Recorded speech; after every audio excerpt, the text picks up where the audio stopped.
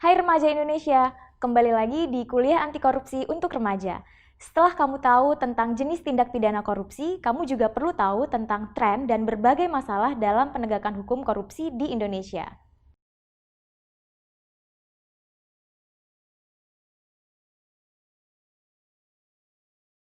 Nah, apakah kamu setuju kalau koruptor dihukum seberat-beratnya? Banyak loh kasus korupsi yang bisa ditindak secara hukum, tapi tidak ditindak sama sekali. Menurut kamu, kenapa ya hal ini bisa terjadi? Yuk kita pahami satu persatu. Kalian setuju tidak jika penegakan hukum semestinya tidak pandang bulu dan tidak pilih kasih? Seharusnya demikian, tapi kenyataannya tidak begitu. Kenapa?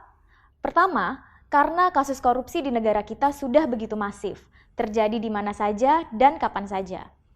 Bila semua tindak korupsi, baik itu yang besar maupun tindak korupsi kecil-kecilan diproses secara hukum dan semua pelakunya dipenjara, maka kita akan perlu membangun banyak sekali penjara untuk mereka semua. Nah, jadi teman-teman, ada beberapa alasan kenapa tidak semua perbuatan korupsi diproses secara hukum atau dipidanakan. Jika semua kasus dugaan korupsi kita pidana, penegak hukum kita bisa jadi kewalahan dan penjara juga bisa penuh dan membludak. Alasan yang kedua adalah karena penegak hukum kita sendiri juga melakukan korupsi. Bagaimana mereka bisa dan mau menegakkan hukum jika mereka juga menjadi pelaku korupsi itu sendiri? Alasan yang terakhir adalah karena hukuman bagi koruptor terlalu ringan. Nggak gampang kan? Nah, sekarang kita lihat sekilas perkembangan, tren, dan data penegakan hukum kasus korupsi di Indonesia. Siapakah pelaku tindak pidana korupsi? Menurut teman-teman, siapa yang paling banyak melakukan korupsi? Berdasarkan data putusan tahun 2001 sampai 2015, pelaku tindak pidana korupsi yang paling banyak berasal dari aparatur penyelenggara negara. Jumlahnya mencapai 43%. Di posisi kedua, ada kalangan swasta yang jumlahnya mencapai 26%.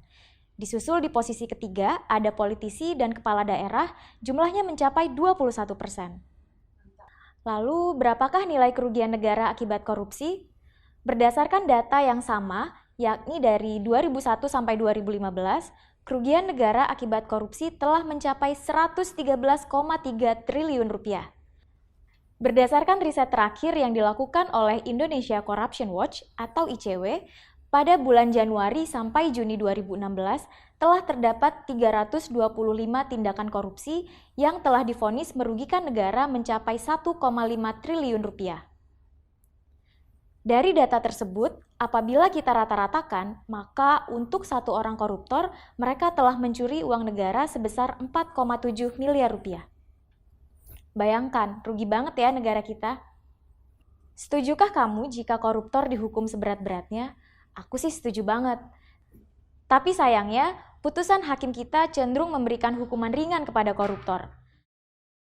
Berdasarkan data yang dihimpun oleh ICW, tren vonis hukuman bagi pelaku korupsi yang terjadi pada bulan Januari sampai bulan Juni 2016 menyebutkan bahwa 71% koruptor kita dihukum dengan ringan, yaitu hukuman di bawah 4 tahun penjara. Sekitar 11% mendapatkan hukuman 4 tahun sampai 10 tahun dan hanya 2% yang mendapat hukuman berat. Coba teman-teman bayangkan, hanya 2% loh yang menerima hukuman berat dan sebanyak 71% mendapat hukuman ringan. Bagaimana bisa membuat jera ya kalau ternyata hukumannya masih ringan bagi para koruptor? Nah, teman-teman, begitulah gambaran tentang tren dan berbagai masalah yang timbul dalam penegakan hukum korupsi di Indonesia. Tadi kita juga sudah belajar tentang hambatan dan situasi penegakan hukum di Indonesia. Masih banyak banget kan masalahnya? Sebagai anak muda yang pintar, yang cerdas, yang berani juga aktif, juga merupakan pewaris negeri kita yang makmur ini, apakah teman-teman akan tinggal diam? Yuk ikutan melawan korupsi. Kamu mau kan? Supaya lebih tangguh melawan korupsi, mari kita simak video selanjutnya. Dadah!